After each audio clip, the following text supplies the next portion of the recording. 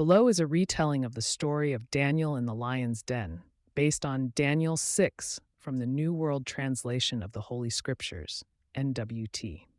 During the reign of King Darius the Mede, Daniel was one of the top administrators in the kingdom. Because of his exceptional qualities, the king planned to set him over the entire realm. This made the other high officials and satraps jealous, so they plotted to find fault with Daniel. However, Daniel was faithful and trustworthy, and they could find no corruption in him.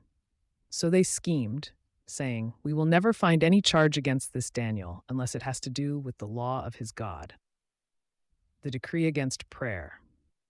The officials went to King Darius and persuaded him to issue a decree.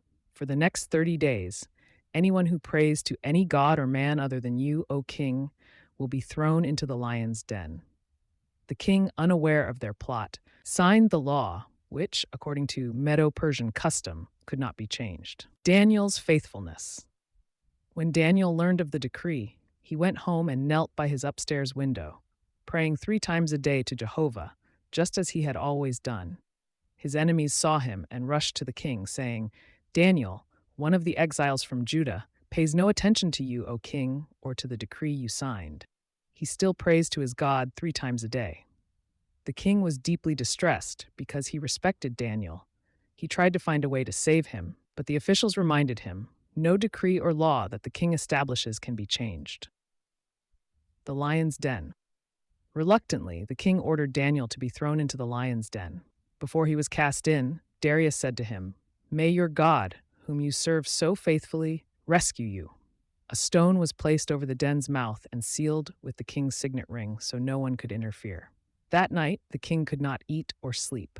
At dawn, he hurried to the den and called out in anguish, "Daniel, servant of the living God, has your God, whom you serve so faithfully, been able to rescue you from the lions?"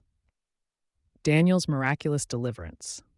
To his amazement, Daniel answered, "O king, live forever. My God sent his angel and shut the lions' mouths. They have not harmed me, for I was found innocent before him, and before you, O king, I have done no wrong." Overjoyed, the king ordered Daniel to be lifted out of the den. Not a single scratch was found on him, because he had trusted in his God. Justice served. Then the king commanded that the men who had accused Daniel, along with their families, be thrown into the lion's den. Before they even reached the bottom, the lions overpowered them and crushed their bones.